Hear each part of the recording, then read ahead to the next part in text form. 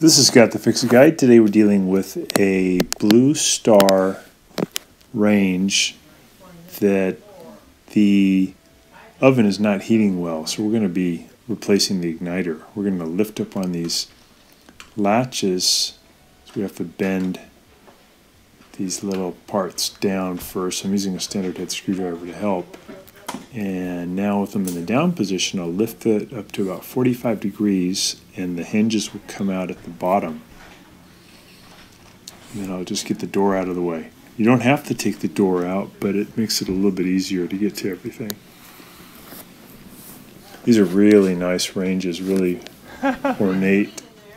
Yeah, isn't that fun? I like how pretty they tough. design them to come off We're gonna pretty get quick. these racks Pretty out. clever. Just pull them straight out. I'll show you the trick later. And once they're out, there's a bottom panel that's really easy to take out. You're just going to lift it and slide it out. And underneath there is the Venturi tube or burner tube, and hooked to it is the glow igniter. So we're going to remove 2 Phillips head screws from the lower panel. This is to help us to get to the wires that we have to work on to put in the new igniter. So just 2 Phillips head screws. And you're going to grab the bottom panel and lift it up towards you. It'll come out. There we go. So now we have access to these wires. We're going to take these little wire caps off by twisting to the left, lefty-loosey. We're going to make sure that the wire, the braided wire, is twisted tight. We're going to twist it toward our right, so that the conductor, the wire, is in good condition. And then we'll be able to hook up the new igniter. So those wires look good. So we're just using our Phillips head screwdriver to zip out the 2 screws that are holding in the old igniter.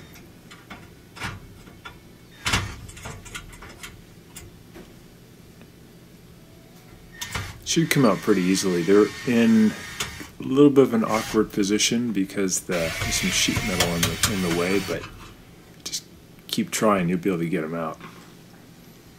So now we've got that disconnected, we've got the wires disconnected, we can pull out the old igniter.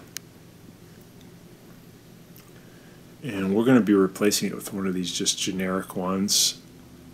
They're pretty cheap, you can get them on Amazon.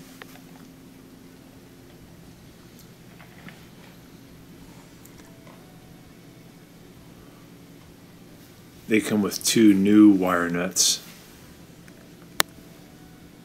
Just going to compare that the mounting bracket is the same, and it is identical.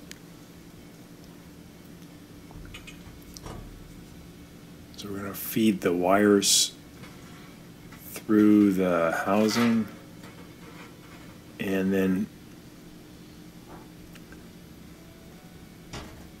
we'll get the holes lined up and then put the Phillips head screws back in to hold the new igniter in position. I'm just going to kind of do it by hand at first to get them started, and then I'll zip them in.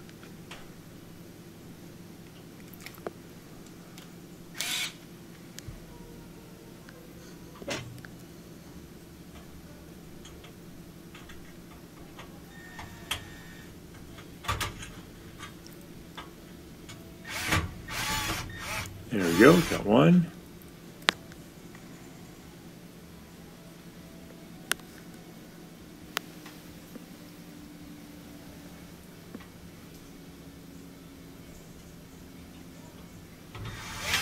Okay, we got number 2.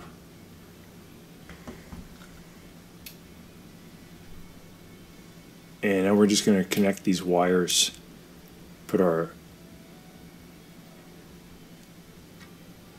porcelain caps on there, and you can hook these wires up either way. There's no polarity issue at all.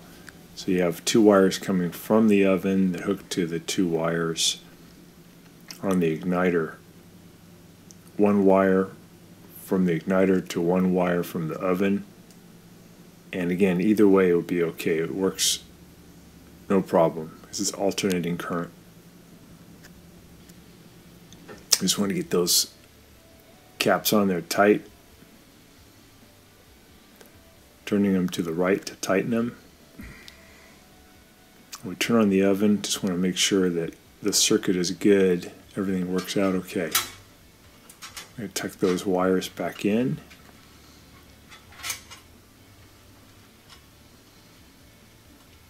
So we see it start to glow, that's good.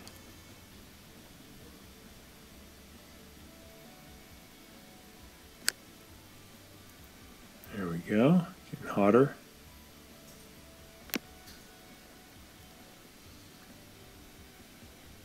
And when it gets hot enough, the safety valve will let the gas flow in through the venturi and it'll light up.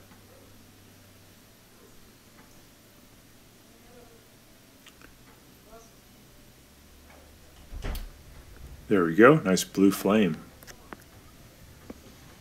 Good, got it. So now we can let it cool down a little bit and we'll just put it all back together.